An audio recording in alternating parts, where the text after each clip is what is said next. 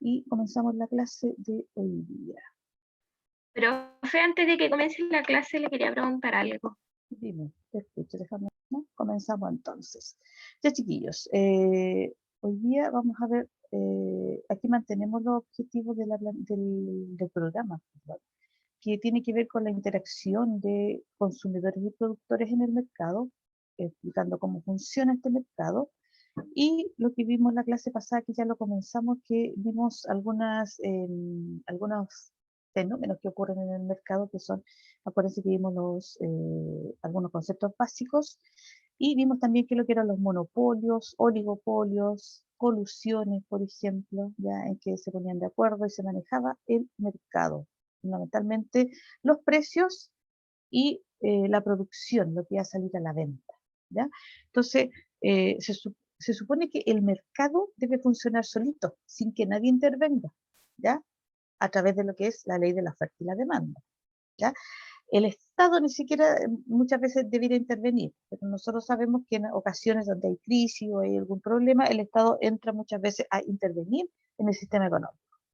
Hoy día vamos a ver dos cosas.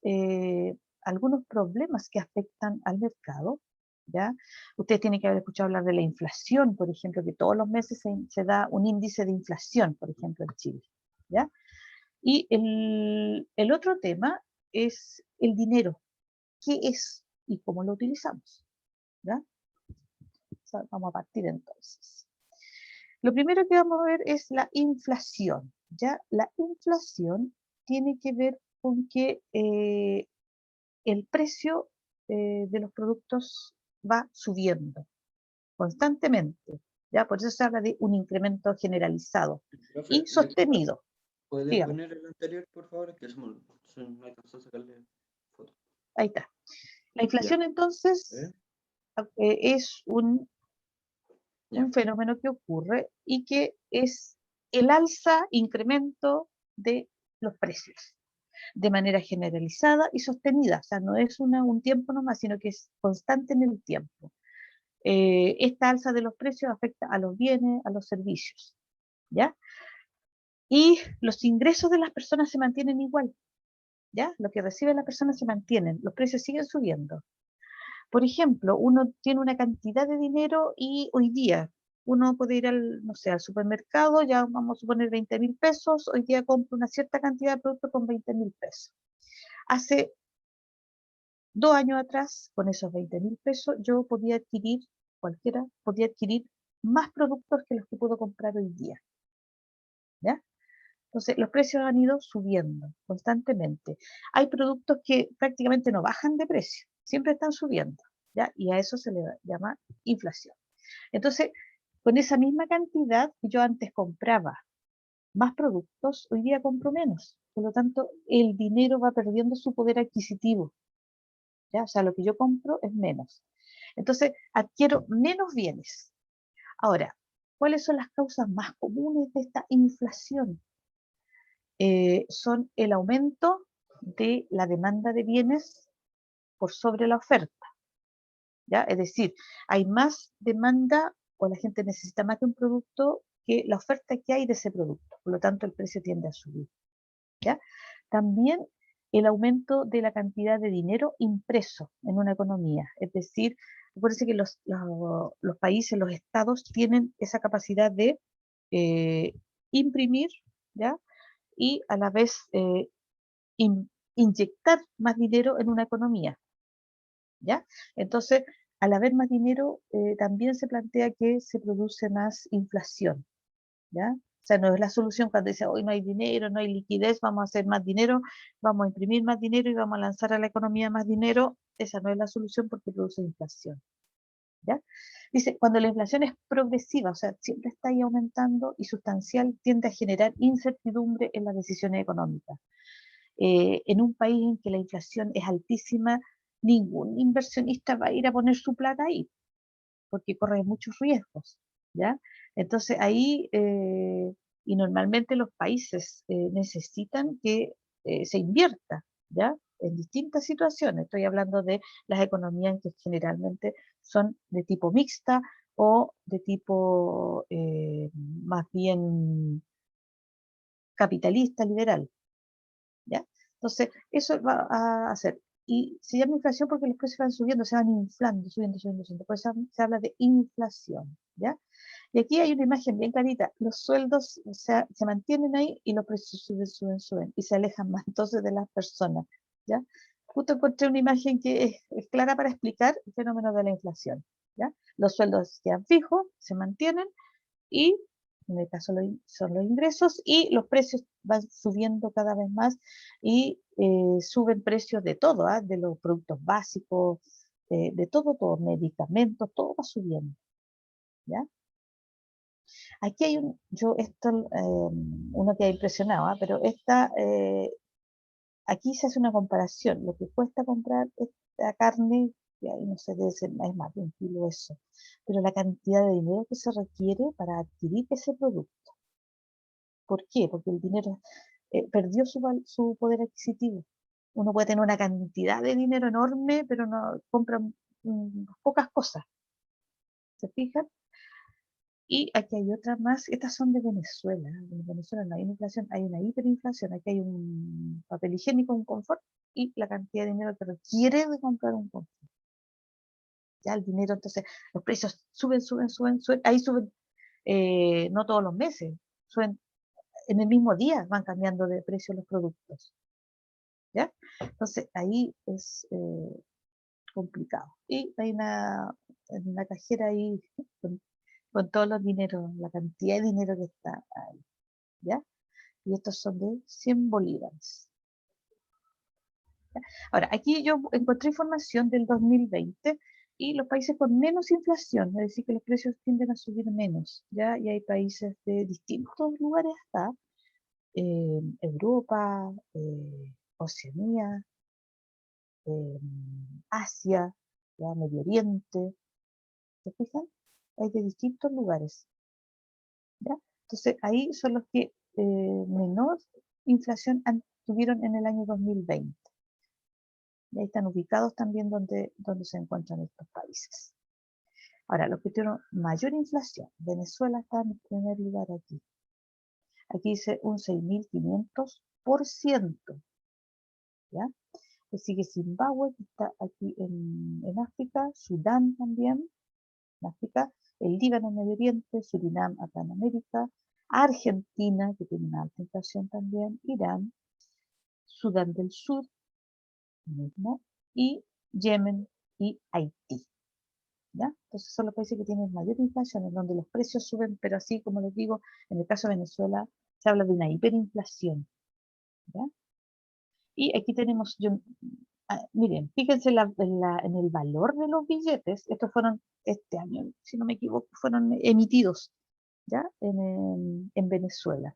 Un billete de 1 millón de bolívares. ¿Se fijan? ¿Por qué? Porque los precios What the fuck? suben tanto que para evitar andar con tanto billete, acuérdense que ahí vimos un cerro de billetes, eran de 100 la mayoría, de 100 bolívares o 100.000, no me fijé bien. Pero aquí en Chile nosotros nos cuesta, comparando las realidades, nos cuesta poder imaginarnos imagínense andar con un billete de 1 millón de pesos. No se le ocurre todavía, ¿ya? En el caso de Chile. No andamos con billetes de 1 millón. No andarían, bueno, no nos andarían asaltando porque si tuviéramos esa inflación, el billete no alcanzaría para mucho. Entonces, aquí hay una muestra palpable de lo que es una inflación o una hiperinflación, en que los precios suben, como les digo, en el mismo día suben varias veces. Fíjense cómo puede afectar eso a las personas comunes y corrientes, que tienen un ingreso. No les alcanza para nada prácticamente.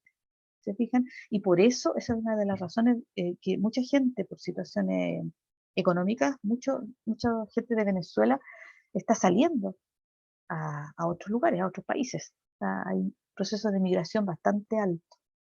¿Ya? La parte económica está muy difícil ahí. Entonces, ahí yo me acordaba de haber escuchado las noticias de los billetes, así que la busqué y claro, es difícil poder imaginar que exista un billete de 1 millón de bolívares, que yo en verdad no saqué la cuenta cuánto equivalen en pesos o en dólares, pero podríamos hacerlo. pero un billete de 1.000.000 de bolívares, ¿ya? Para que vayan viendo la inflación. Los precios suben constantemente, constantemente, constantemente. Y se habla de hiperinflación cuando esto ocurre en un mismo día, los precios van cambiando digamos, los productos van cambiando de precio, subiendo constantemente, ¿ya? Ahí tienen un ejemplo entonces. Lo otro que afecta al mercado es la devaluación, ¿ya? La devaluación es la caída en el valor de la moneda de un país en relación a otra que es cotizada en el mercado internacional.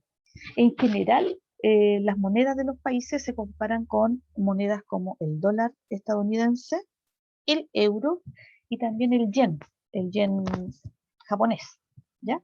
Entonces se comparan. Nosotros podríamos hacer la comparación del peso nuestro, el peso chileno, en relación al dólar estadounidense, al euro, al yen, ¿ya? Un dólar a cuánto equivale, hoy día está a 707 pesos, pero está alrededor de los 700 pesos, ¿ya? Pero esto no siempre fue así. El dólar estadounidense llegó a costar aquí cerca de los 900 pesos, ¿ya? Cuando por ejemplo, cuando costó 900 pesos, ahí el peso nuestro se estaba devaluando. ¿Por qué? Porque costaba menos frente a una moneda como el dólar estadounidense. El euro es más Profe, caro. Dígame, lo escucho. ahora el $1.000.000 equivale a 700 palos, o sea, no, a 700 lucas chilenas. 300.000, Ah, ya, vale, vale, vale. ¿ya? Más o menos, ¿ya? Entonces ahí, en el caso de el euro siempre es más caro, ¿ah? Es más caro, está como más de 800 pesos, ¿ya? Siempre es como lo que más se maneja, pero el dólar norteamericano, el dólar estadounidense, mejor dicho, es el que se usa en todo lo que son la parte de comercio internacional, ¿ya? Ahora, ¿por qué puede pasar esto? Dice, esto puede ocurrir por la falta de demanda por la moneda local o escasa confianza en la estabilidad de la economía local, entre otras causas. Es decir, en el momento, por ejemplo, en que, voy a dar el ejemplo de Chile, nosotros nos vimos enfrentados a problemas sociales, como el año 2019, o la pandemia también posteriormente, en los momentos más críticos, en general, el peso se fue devaluando, ¿ya? ¿Por qué? Porque se dio un riesgo en cuanto a cómo nos veían desde afuera, ¿ya? Es decir, que la economía estaba en riesgo y que había poca confianza a lo mejor en lo que se podía hacer. Después se fue recuperando y ahora nosotros vemos que está cerca de los 700 pesos, ¿sí? También nosotros somos un país que está muy vulnerable a lo que pasa afuera. Si sube el precio del petróleo, también nos afecta, ¿ya? Entonces, todo eso nos va a afectar a nosotros. Ahora, si el dólar cuesta más, todos los productos que vienen de afuera subirán de precio o bajarán de precio. Nosotros que usamos prácticamente todo importado, todo viene de afuera. Pensemos en los artículos electrónicos o los electrodomésticos. Si se devalúa más el peso nuestro, o bien un dólar equivale a cerca de 1.000 pesos y no 700 o no 600 como estuvo mucho tiempo, ¿qué pasará con los productos que vienen de afuera? ¿Subirán de precio o no? ¿Qué piensan ustedes? Si el dólar está más caro, ¿qué puede suceder ahí? Va a subir el precio de Ya, todo. sube, exactamente. Todo lo que es Subiría el importado, precio, profe. sí, Claro. todo lo que es importado, y nosotros usamos mucho, todo lo que viene de afuera sube de precio, ¿ya? Y todo lo que sea importado de todo tipo, van subiendo entonces los precios de todo lo que viene de afuera, ¿ya? Entonces eso, al subir los precios, nos encarece el costo de la vida.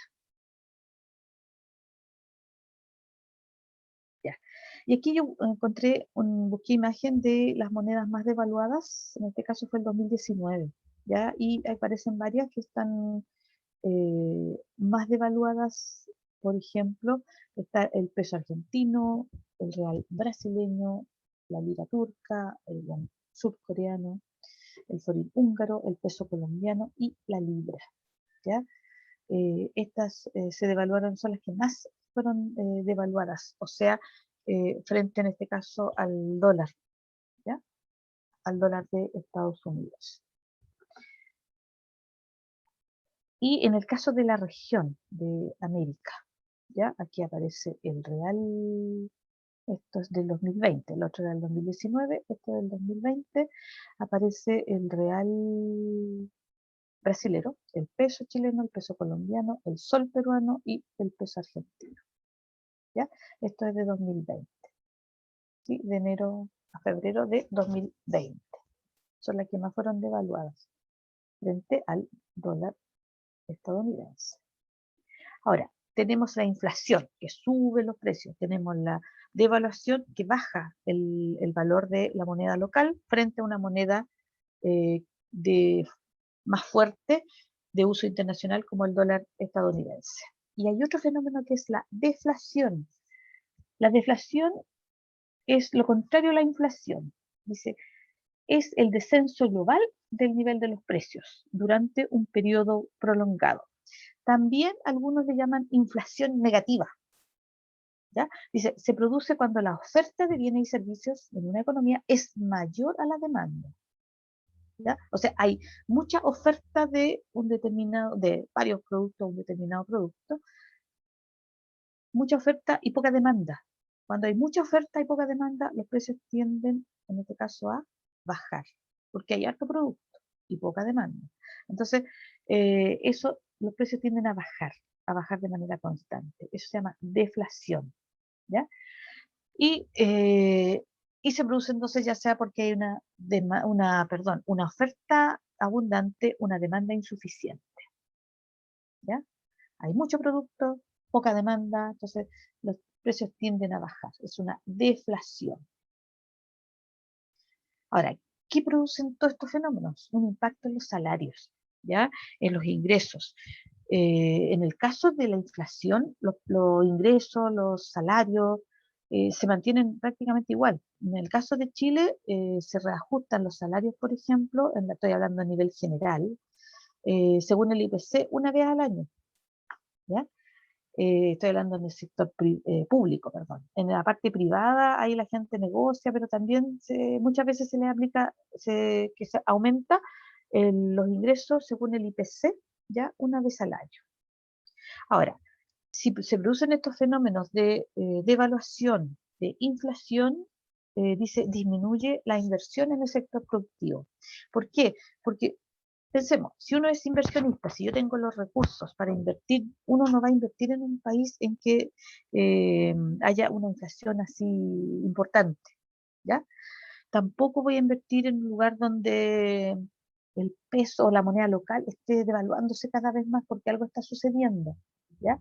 Y otro impacto que es el aumento del desempleo, porque muchas veces esto va a provocar algunas crisis en algunas empresas o en algunos sectores y la gente va a empezar a quedar sin trabajo, ¿ya? Y aunque tenga trabajo, los salarios son muy, muy bajos. Cuando veíamos en el caso de Venezuela, el salario es mínimo, por lo tanto, y eso que ahí subieron el salario mínimo, ¿ya? En Venezuela, de hecho, la semana pasada lo subieron. No alcanza para satisfacer las necesidades básicas, ¿ya? Por eso que están teniendo tantos problemas. Entonces, eso es bien importante para la economía. En el caso de Chile, el Banco Central es la institución autónoma que rige la política que tiene que ver con la inflación. Y se estableció como un ideal que la inflación llegara o no superara el 3%. ¿Ya? Esa es como la meta que tiene el Banco Central en el caso de Chile. Ahora, en Chile nosotros hemos tenido épocas en que la inflación fue bastante alta. Ya en un momento dado nosotros llegamos a tener una inflación de cerca del 600%, menos que Venezuela, pero fue una inflación muy alta en un momento determinado en que hubo una crisis política en Chile. Bueno, política y económica, social. Profe, Dígame, tengo una dígame, lo duda, por escucho. ejemplo, como el 10%. 10% ¿Qué también pasó puede con él? afectar una crisis. Puede afectar una crisis si se sigue repitiendo los retiros del 10%, puede afectar en una crisis A futuro, o en algún problema económico. las pensiones, si no se establece un sistema de pensión, que eso es lo que se está tratando de hacer hace tiempo, si no se establece un sistema de pensión, todas las personas que quedaron en cero, por ejemplo, tendrían después problemas para pensionarse, ¿ya? Si se mantiene el mismo sistema, porque el sistema de AFP, en este caso, eh, al jubilarse uno, al retirarse, las pensiones son bajísimas, ¿ya? Eh, no alcanza a ser a veces ni una tercera parte del sueldo que uno tenía mientras uno era un trabajador activo, ¿ya? Entonces, ese es el problema. Ahora, la gente que es joven, a lo mejor puede recuperar esos dineros, pero los que son ya mayores es difícil. Imagínate una persona que en Chile se jubila a los 60, según la ley a los 60 la mujer y a los 65 los hombres. Imagínate una persona que está cerca de esas edades y sacó su dinero. ¿Qué va a pasar con su jubilación, con su pensión? Si es que no se establecen otras formas de recuperarse, ¿me entiendes? Entonces ahí se requiere de un cambio en el sistema de pensiones en Chile, ¿ya? Entonces, y eso les afecta a todos, a la generación mía, a la generación de ustedes, porque si ustedes ven las noticias, una persona, la presidenta de la AFP dijo que eh, habló de que había que seguir trabajando después de los 65, en el caso de los hombres y las mujeres de los 60, y había que seguir trabajando. Y no creo que sea la solución, porque nosotros sigamos trabajando hasta que seamos, no sé, pues tengamos 80 años o más de 100, como señaló, no es la solución, porque también es importante la calidad de vida que tienen las personas. Entonces sí, ahí puede producirse un problema social, económico, político también, pero eso hay que solucionarlo ahora. Entonces, ese es uno de los problemas que nosotros tenemos como sociedad, por ejemplo. ¿Ya? Chiquillos, nos queda el segundo tema que es bastante más breve, el dinero. Aquí hablamos de inflación, de devaluación, todo tiene que ver con el dinero. Ahora, ¿qué es lo que es el dinero? Ya, si yo le pregunto, todos me van a decir, no, si yo sé lo que es el dinero. ¿Ya? Dice, corresponde, pero la definición, mire, corresponde a todo bien o activo generalmente aceptado como medio de pago por los agentes económicos en sus intercambios. ¿Ya? O sea, puede ser todo bien o activo que se acepta como medio de pago. Dice, también sirve como unidad de valor, es decir, el valor de los bienes y servicios se mide en dinero. ¿Sí? Tenemos entonces, es medio de pago, pero también implica el valor de los bienes y servicios. Nosotros pagamos por un bien, ¿ya? Pagamos por un servicio y eso es su precio, ¿cierto? ¿Y en qué lo pagamos? Lo pagamos en dinero, que es el medio de pago. Ahora, ¿qué formas de pago hay? ¿Cierto? Nosotros podemos pagar al contado, ¿cierto? Chin chin, cash, como dirían alguien también. ¿Y qué formas hay de pagar al contado? Está el dinero en efectivo, o sea, monedas y billetes emitidos por el Banco Central, cheque, que se usa harto poco ahora sí, documento que representa el dinero que una persona tiene en una cuenta de un banco, ¿ya? Sí, igual se utiliza, pero menos. La tarjeta de débito representa el dinero que está disponible en un banco, ¿ya? Entonces, nosotros usamos el dinero como forma de pago, como medio de intercambio. Pero al pagar, podemos pagar al contado o podemos pagar también en cuotas o en créditos. Pero al contado significa pagar en dinero en efectivo, pagar con un cheque o pagar con tarjetas de débito, ¿ya? Entonces, aquí tenemos los billetes, digamos, emitidos en Chile, monedas, ahí faltan dos monedas, los billetes y monedas emitidos en Chile eh, por el Banco Central, elaborados en la Casa de Moneda o otras veces en el extranjero, según. Aquí tenemos todos más las monedas. Acuérdense que la moneda de peso ya salió de circulación, ¿ya? Las de 5 pesos es bien raro, pero existe. La de peso está afuera. ¿Por qué? Porque nadie la usaba y porque su elaboración era más costosa que un peso. No sé si me entienden, ¿ya? Entonces no se usaba, entonces quedó fuera. Ahora, es la unidad. Uno decía, pero ¿cómo dejan fuera la unidad? El peso. pero por cuestiones de utilidad práctica nadie la usaba, ¿ya? Y ahí tenemos el dinero en efectivo. Tenemos el cheque, ¿ya? Aquí yo me encontré una imagen de un cheque del Banco Estado y tenemos las tarjetas de débito. Acuérdense que la tarjeta de débito no lo es lo mismo que una tarjeta de crédito, ¿ya? La de débito, acuérdense, dice ahí en todo caso en todas las tarjetas, dice débito, débito. Tienen dinero. Es cuando a uno le pagan el sueldo, se la depositan en una cuenta y uno tiene la tarjeta para pagar. Tiene un dinero. Yo uso ese dinero a través de la tarjeta. Puedo pagar, puedo hacer transferencia, ¿ya? Y no uso, por ejemplo, dinero en efectivo, uso el dinero plástico. ¿Se fijan? Son las de débito. Las de débito sirven para pagar en este caso, efectivo. Pero hay otro pago, el pago en crédito, ¿ya? Y aquí se usa la tarjeta de crédito, normalmente, ¿ya? Dice, puede ser de un banco, de una tienda comercial. Con ella las personas pueden hacer pagos con un dinero que aún no ha sido depositado. La persona que paga con esta tarjeta recibe el producto, pero es el banco o la casa comercial el que realiza el pago y después lo cobra al dueño de la tarjeta. Cobro que por lo general es mayor que si se hubiera pagado al contado, ¿ya? La tarjeta de crédito entonces es la que permite comprar en cuotas, ¿ya? Pero aquí la diferencia de la tarjeta de débito, la plata no está en la cuenta, ¿ya? Sino que cuando uno compra, la tarjeta puede ser de un banco o de una multitienda, porque te dan tarjetas, ¿cierto? De crédito. Y uno compra, uno adquiere el producto, le llega el producto, pero la tienda o el banco es quien paga. Y después te cobra, a ti lo carga a tu cuenta y te va cobrando. Obviamente, el pago en crédito es más caro que pagar al contado, ¿ya?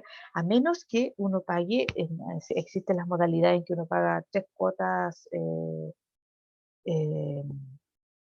sin interés, por ejemplo, o le ponen a uno una cantidad de cuotas sin interés, son promociones que de repente hacen los bancos, o bien uno paga 3 cuotas, paga la primera de pie y la otra y no le cobran interés.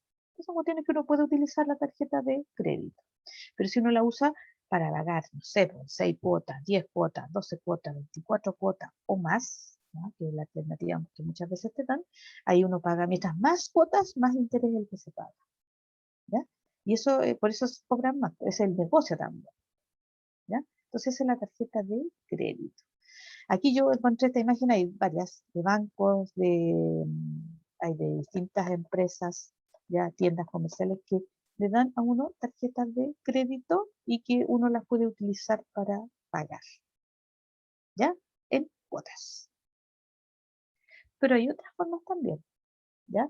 Están los préstamos o créditos y que la persona accede a un crédito en una entidad financiera, ¿ya? Es decir, a uno le prestan el dinero que necesita, puede ser un crédito, hay distintos créditos de consumo, automotriz, hipotecario también, para lo que uno vaya a necesitar y en este caso las entidades bancarias son las que, o entidades financieras son las que te van a prestar. También las tiendas dan préstamos, esos avances que le llaman, ¿ya? En que uno usa, digamos, esa, esa modalidad, ¿ya? Ahora, siempre se cobra interés, los créditos siempre van a cobrar algún tipo de interés, ¿ya? Y mientras más cuotas uno establezca, más interés es el que se va a cobrar. Y también uno puede usar el dinero de una línea de crédito. Realmente las cuentas corrientes también le dan a uno de repente una línea de crédito, ¿ya? En que uno puede utilizarla y ahí uno paga, en este caso, este crédito. Generalmente, préstamo o crédito implica, estamos hablando siempre dentro de todo lo que es la organización legal, ¿ya? Existen otras formas, la gente muchas veces recurre a otros organismos que no son legales, que son los prestamistas u otras organizaciones que prestan dinero, pero que ahí los intereses son mucho más altos, ¿ya? Y muchas veces no terminan de pagar nunca, ¿ya? Y hay entidades y entidades, porque de repente algunas entidades cobran más altos interés que otras, entonces el costo del crédito también es distinto y hay que, como dicen siempre, hay que mirar, hay que buscar primero y eso no lo puede hacer incluso en línea, ¿ya? Hay que ver a dónde uno puede, digamos, le cobran menos interés, a dónde uno ve la cantidad que necesita y ve cuánto paga al final, ¿ya? Entonces, en algunas es harta la diferencia. Acuérdense que existen investigaciones que se hacen respecto de esto por organismos que tienen que ver con los consumidores, por ejemplo, el CERNAC, ¿ya? Hacen estas investigaciones y generalmente a uno digamos, le aconsejan, le sugieren cuando uno necesita algún crédito, un préstamo, eh, prácticamente vitrinear, o sea, mirar las opciones que tiene la gente para pagar. Todo esto, obviamente, pensando en que uno no debe endeudarse más allá de cierto límite, ¿ya? Porque también eso uno tiene que aprenderlo, o sea, hay que tener una mayor educación financiera quizás, ¿ya? Ahora, ¿qué son los intereses? Dice, los intereses corresponden a cierta cantidad de dinero que cobra una entidad por el préstamo de dinero realizado, ¿ya? Y eso todo lo tienen que informar. O sea, al momento de hacer valer, de hacer real un crédito, del tipo que sea, toda esa información tiene que estar. ¿Ya? Cuánto el interés, el costo, todo lo que implica pedir un préstamo, un crédito. Y uno tiene el derecho, dentro de los derechos del consumidor, uno tiene el derecho a preguntar, ¿ya? Si no entendió, a preguntar, a consultar. Y ellos, la entidad tiene la obligación de dar esas explicaciones que seguramente a lo mejor uno no entendió o no le quedó claro, ¿ya? Entonces, y todo eso tiene que estar, digamos,